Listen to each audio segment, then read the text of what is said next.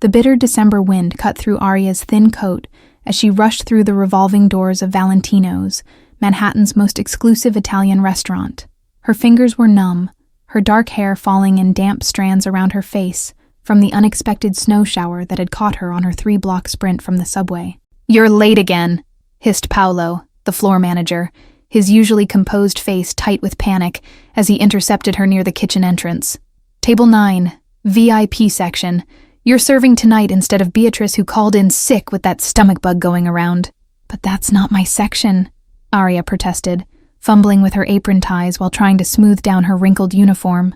At 19, with mounting student loans and an overdue rent notice taped to her door that morning, she couldn't afford to lose this job that barely covered her expenses. Paolo gripped her shoulders firmly, his voice dropping to a harsh whisper that sent chills down her spine. "Listen carefully, Aria. These people are important. Very important. Don't make mistakes, don't stare, and whatever happens, be invisible. Do you understand me?" The main dining room gleamed with warm lighting, crystal glasses capturing the glow from ornate chandeliers against pristine white tablecloths that contrasted with the dark mahogany floors. Aria moved through the space with practiced grace, spine straight, despite her racing heart and the growing knot of anxiety in her stomach. She paused at the heavy oak door leading to the private dining area, took a steadying breath that did little to calm her nerves, and entered with a gentle knock that seemed to echo in her ears.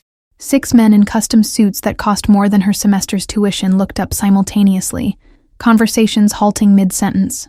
Only one held her gaze. The man at the head of the table, whose position of authority was unmistakable even in the round table arrangement.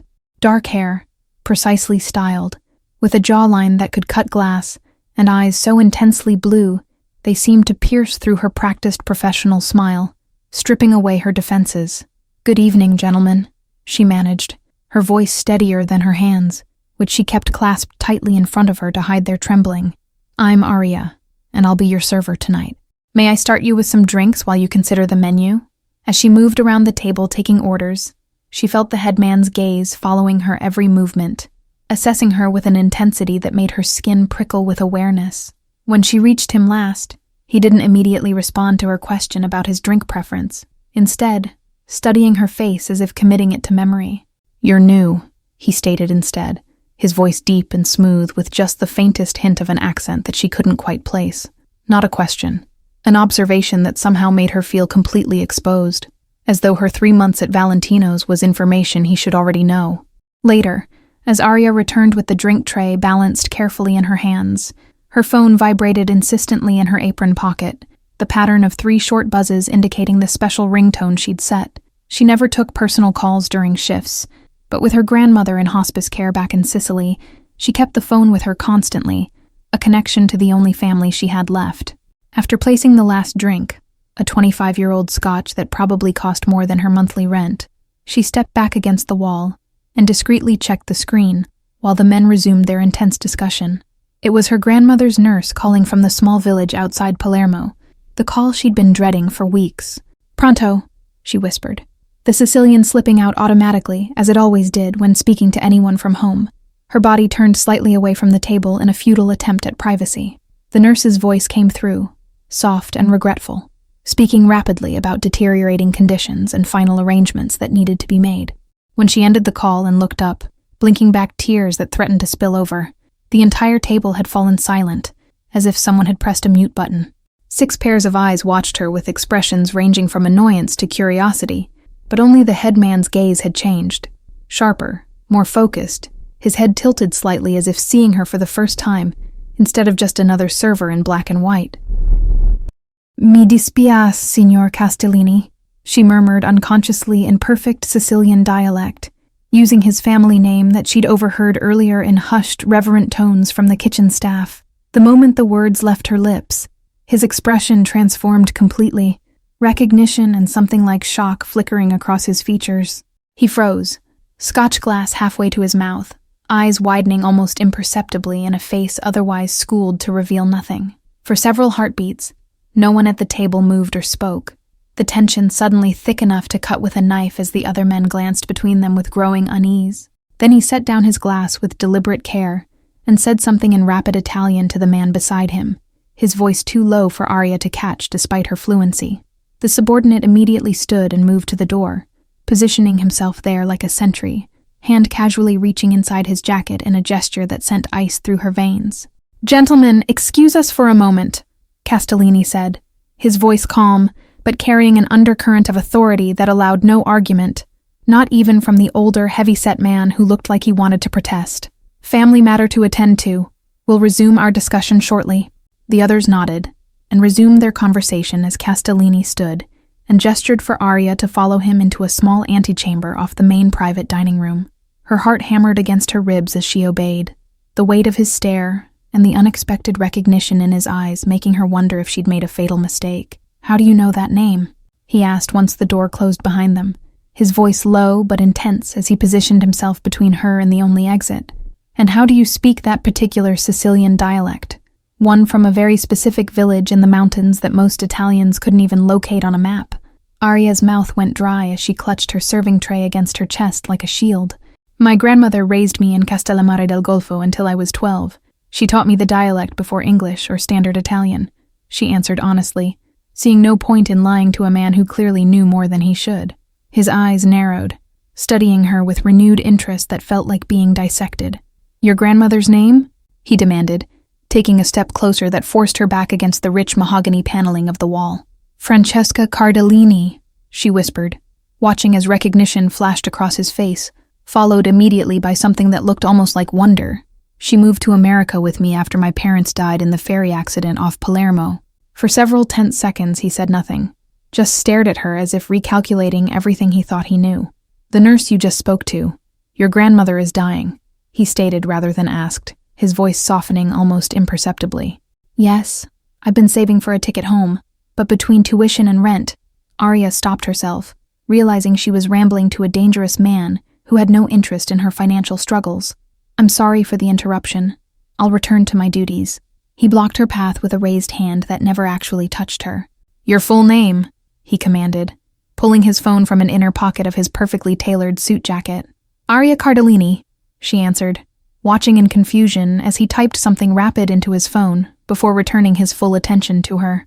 "Is there a problem with my service, Mr. Castellini?" "No," he replied, a ghost of a smile touching his lips without reaching his eyes. "And I'm not Mr. Castellini. That was my father. I'm Lucas Castellini." He studied her reaction closely, clearly expecting the name to mean something, but it held no significance beyond what Paolo had whispered frantically before her shift, that the owner of Valentino's would be dining tonight with associates who must not be disturbed or displeased in any way. The door opened without warning, and the man who'd been stationed outside stepped in, leaning close to whisper something in Lucas's ear that made his posture shift subtly. "Bring the car around," Lucas replied with a nod before turning back to Arya, with an expression that had hardened into pure business.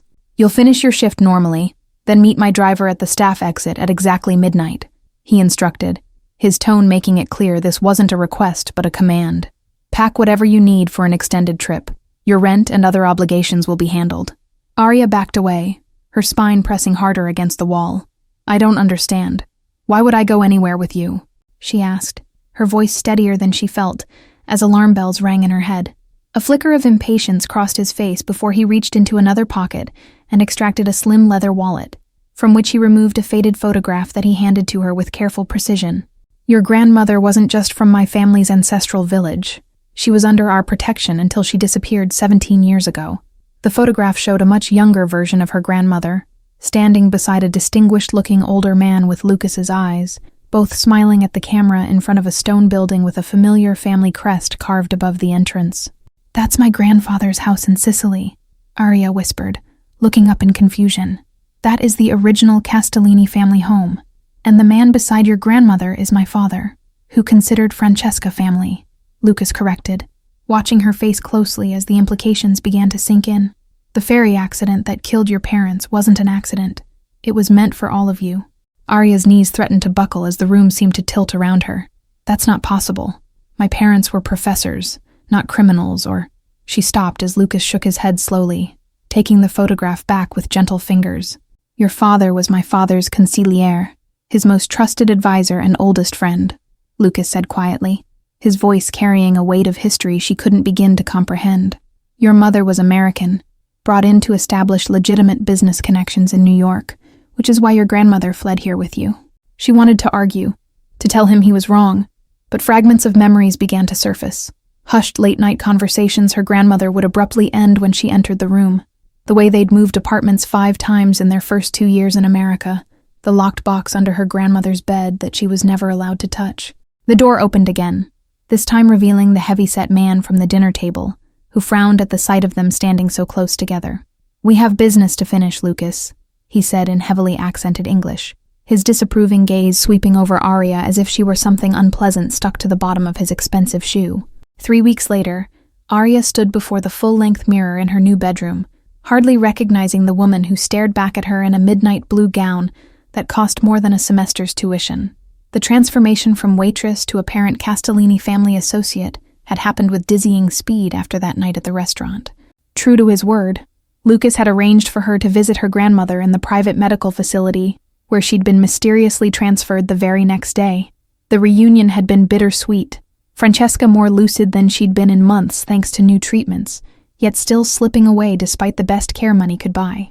"You look like your mother," came a deep voice from the doorway, where Lucas leaned against the frame in a perfectly tailored tuxedo that accentuated his broad shoulders and narrow waist. She caused quite a stir at her first gallery opening too, though for different reasons than you will tonight. Arya turned to face him, still not entirely comfortable with the strange arrangement that had brought her to live in his Manhattan penthouse, under the pretense of being his executive assistant. "I still don't understand why I need to attend this event. Surely there are more qualified people to help identify potential art acquisitions." A rare smile crossed his face as he entered the room, stopping at a respectful distance that he always maintained despite the rumors she knew circulated among his staff. "The D'Angelo family will be there tonight. They were once allies of both our families before they orchestrated the ferry bombing that killed your parents and my father on the same day." Her hand flew to the diamond pendant at her throat, another Castellini family heirloom Lucas had insisted she wear tonight, claiming it would send a message to certain people. "You're using me as bait," she realized aloud, watching as his expression shifted from appreciation to something darker. The gallery hummed with Manhattan's elite, champagne flowing freely as collectors and socialites moved between priceless artworks displayed with calculated precision. Arya stayed close to Lucas's side, acutely aware of the watchful eyes of his security detail positioned discreetly throughout the crowded space. "Don't look now, but Gianni D'Angelo just entered with his nephew, the one about your age," Lucas murmured against her ear, his hand warm and steady against the small of her back as he guided her toward a large abstract canvas. "They've spotted us, which means we have approximately 3 minutes before they approach." "What do I do?" Arya whispered, fighting the urge to turn and stare at the men who may have ordered her parents' deaths. "I don't know if I can face them without falling apart or causing a scene." Lucas's fingers pressed slightly firmer against her back, in silent reassurance. "You don't need to do anything but exist, wearing that pendant and standing beside me.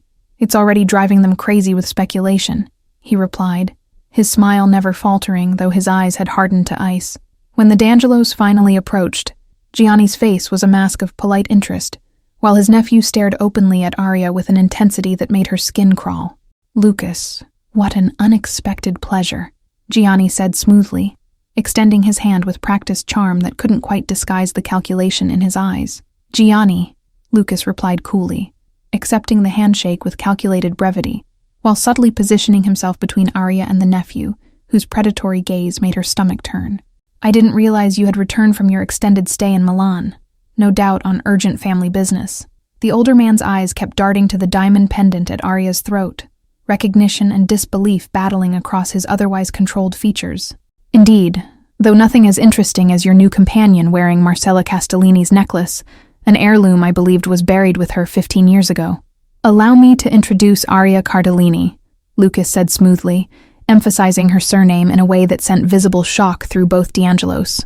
"She recently discovered her connection to our shared histories, and has been helping me evaluate some family acquisitions." The nephew stepped forward, extending his hand toward Arya with a smile that didn't reach his cold eyes.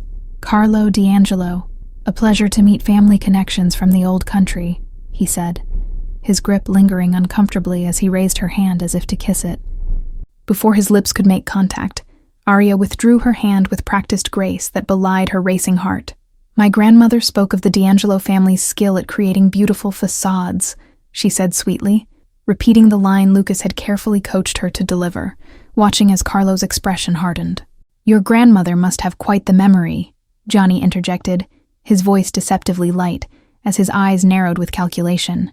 "I thought Francesca Cardellini had been declining for years. Dementia, wasn't it?" Ice flooded Arya's veins at this confirmation that they had been monitoring her grandmother all this time. "Memory is selective," she replied, grateful for Lucas's steady presence beside her, as the room seemed to tilt slightly beneath her feet. "Indeed it is," Lucas agreed, his hand returning to the small of Arya's back, in a gesture that was both possessive and protective. "Which reminds me, the Marconi auction next week includes several items from the Sicilian collection that might interest you, Johnny." The older man nodded tightly, recognizing the dismissal in Lucas's tone. "We should catch up properly soon. Family connections shouldn't be neglected," he said, his gaze lingering meaningfully on Arya before he turned to leave, Carlo reluctantly following after one last predatory glance. "We need to leave, now," Lucas murmured once they were out of earshot, guiding Arya swiftly toward a side exit where his security detail was already moving into position. "They recognized you, which means the plan is working, but it also puts you in immediate danger." The black sedan sped through Manhattan's streets, Lucas's face illuminated intermittently by passing streetlights as he spoke rapidly on his phone in Sicilian dialect. Arya sat beside him, still trembling slightly from the encounter, the reality of her new life crashing down on her with crushing weight. "They'll make a move tonight," Lucas said after ending the call, turning to face her fully in the dim interior of the car. "My contacts confirm Gianni already sent for reinforcements from their Brooklyn operations. They're mobilizing against us." Arya clutched the leather seat beneath her, the beautiful dress suddenly feeling like a costume in a play where she didn't know her lines. "I don't understand why they'd care about me after all this time. I'm nobody, just a college student who waited tables until 3 weeks ago." Lucas's expression softened slightly, a rarity she'd witnessed only when he visited her grandmother in the hospice facility. "You're the daughter of Franco Cardellini, who had evidence of the D'Angelo's betrayal hidden away before his death. Evidence they believe died with him and your mother on that ferry." The realization struck her like physical blow. "And now they think I might have access to whatever evidence my father had," she whispered, the pieces finally clicking into place as she remembered the safety deposit box key her grandmother had pressed into her hand during their last visit. The car pulled into an underground garage beneath an unmarked building in the financial district, where 5 black SUVs waited with engines running. "This is where I need to ask something difficult of you," Lucas said, taking her hand in his with unexpected gentleness. Inside, Arya found herself in a wood-paneled conference room where 8 men of varying ages sat around an ornate table, their conversations halting abruptly as she entered with Lucas. "Gentlemen," Lucas addressed them, his voice carrying the authority of a man twice his 28 years, "may I present Francesca Cardellini's granddaughter." An elderly man at the far end of the table rose slowly to his feet, leaning heavily on an ornately carved cane as he studied Arya with eyes that seemed to see straight through her. "The resemblance to your mother is remarkable," he said, his Sicilian accent thick with emotion. "But you have Franco's spirit in your eyes." "Arya," Lucas said formally, "these are the heads of the 5 allied families who have protected what remains of the true Sicilian brotherhood in America. Men who stood with your grandfather and father against those who would corrupt our traditions and heritage." The elderly man approached slowly, each step deliberate as he came to stand before her. "I am Giuseppe Calabresi, your grandfather's oldest friend, and the keeper of the old oaths," he said, reaching into his pocket to withdraw a small, worn leather pouch. "The D'Angelos violated the sacred trust between our families when they aligned with the Russian Bratva 17 years ago," one of the younger men explained, his New York accent contrasting with the older men's Sicilian tones. "Your father discovered their betrayal and gathered evidence before they could move against us." Giuseppe opened the pouch and carefully emptied its contents into his palm. A small golden key, identical to the one her grandmother had given her. 2 keys, 2 parts of the evidence," he explained, his roomy eyes watching her face carefully. "But only blood can open the Cardellini vault." Arya withdrew her grandmother's key from the silver locket she'd worn since their hospital visit, the weight of legacy hanging between them as the 2 keys caught the light. "My grandmother said this would unlock my future when I was ready to face my past," she explained, her voice steady despite the emotions threatening to overwhelm her. The room fell silent as Giuseppe placed both keys side by side on the polished mahogany table, their identical designs confirming what the old man already knew. "The evidence vault requires both keys turned simultaneously by blood relations. a safeguard your father designed knowing the DeAngelis would hunt anyone who possessed either key. Dawn was breaking over Manhattan when Aria finally returned to Lucas's penthouse, exhaustion pulling at her limbs as she stepped out of the elevator. The night had been a blur of revelations, ancient oaths, and plans forged in the shadow of generations of secrets she was only beginning to understand. You should rest, Lucas said softly, his own fatigue evident in the shadows beneath his eyes as he followed her into the luxurious apartment that had never felt less like home. Tomorrow will bring challenges we can't face exhausted. Arya paused by the floor-to-ceiling windows, watching the city awaken below them like a living organism, oblivious to the power struggles that shaped its undercurrents. My whole life has been a carefully constructed lie, she whispered, more to herself than to him. She turned to find Lucas watching her with an intensity that should have frightened her, but instead felt like the only solid thing in her rapidly shifting reality. Not everything was a lie, he said, closing the distance between them with measured steps. Your grandmother loved you enough to sacrifice everything to keep you safe. The golden morning light caught in his dark hair as he stood before her, no longer the intimidating mafia air, but simply a man carrying the weight of impossible responsibilities. I've known about you since I was 15, he admitted quietly, the confession clearly costing him something precious. Arya's breath caught in her throat, her mind racing to process this new revelation. You knew who I was at the restaurant that night, before I ever spoke Sicilian or mentioned my grandmother, she realized, studying his face for confirmation. A ghost of a smile touched his lips as he nodded slowly. I'd been watching over you from a distance since my father's death. It was his final request to me, he explained, his voice dropping to barely above a whisper. But I needed you to discover the truth on your own terms. A distant memory surfaced in Arya's mind. A tall figure watching from across the street when she graduated high school. A glimpse of someone who looked remarkably like Lucas, disappearing into the crowd at her college orientation. You were there all along, she whispered, the realization both comforting and unsettling as years of unexplained coincidences suddenly made sense. Lucas's shoulders tensed slightly, guilt flashing across his features before he mastered it. I wanted to approach you countless times, especially after your grandmother's health began declining, he admitted, running a hand through his hair in a rare display of uncertainty, but doing so would have exposed you to the very danger we're facing now. The gala was in full swing by the time they arrived the following evening. The Historical Society's annual fundraiser transformed into a glittering battlefield where family loyalties and betrayals played out beneath chandeliers and champagne toasts. Arya moved through the crowd on Lucas's arm, her burgundy gown concealing both the safety deposit box key and the small pistol Lucas had insisted she carry. Gianni is by the east entrance with Carlo and 2 men I don't recognize, Lucas murmured against her ear, his breath warm against her skin as they maintained the charade of a couple deeply engrossed in each other. Giuseppe's men have confirmed the documents are secure in the bank vault across the street. The plan was simple but dangerous. Draw the DeAngelos' attention while Giuseppe's grandson retrieved the evidence from the vault using the combined keys. The courier is in position, Lucas continued, his hand warm against the small of her back as he guided her toward the balcony overlooking Fifth Avenue. Carlo's approach was exactly as they'd predicted, separating from his uncle to intercept them near the balcony doors, his face a mask of practiced charm that couldn't disguise the menace in his eyes. Ms. Cardellini, you look ravishing tonight. Perhaps you'd honor me with a dance while Lucas catches up with my uncle. Before Lucas could intervene, Arya stepped forward with a confidence she didn't entirely feel. Actually, I was hoping to speak with you privately, she said, watching surprise flicker across his face before it settled into smug satisfaction as he offered his arm to lead her onto the balcony. The night air was cool against her flushed skin as Carlo closed the balcony doors behind them, effectively cutting them off from the crowded ballroom. I knew you'd recognize the advantages of our family's protection over the Castellinis, he said, moving closer with predatory intent that made her skin crawl. I recognize something, Arya agreed, her fingers closing around the small pistol concealed in her dress pocket as she maintained eye contact with the man who'd helped orchestrate her parents' deaths. I recognized the D'Angelo family crest on the detonator designs in my father's evidence files. Carlo's expression transformed from smugness to cold fury in an instant, his hand reaching inside his jacket, just as the distinctive crack of gunfire erupted from the street below. You little, he began, lunging toward her with murderous intent.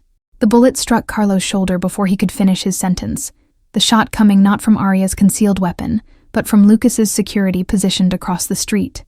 Carlo collapsed against the railing, blood blooming across his white shirt like crimson roses on fresh snow as sirens wailed in the distance. Lucas burst through the balcony doors, weapon drawn and eyes wild with a protective fury she'd never witnessed. "Giuseppe has the evidence secured. The D'Angelo empire falls tonight," he said, reaching for her with his free hand as security teams swarmed the ballroom behind him, federal agents emerging from their deep cover. 6 months later, Arya stood beside Lucas at her grandmother's peaceful graveside, her fingers intertwined with his, as Sicily's warm breeze carried the scent of lemon blossoms across the restored Cardellini estate. "She lived to see justice served," Lucas whispered against her hair, the weight of their shared legacy no longer a burden, but a foundation for something neither of them had dared hope for, a future where their family's blood sealed not vengeance, but redemption. Thank you all for following this story. If you're enjoying it, write in the comments where you're watching from, and don't forget to like, subscribe, and share this video, because your support is what keeps me creating these stories for you.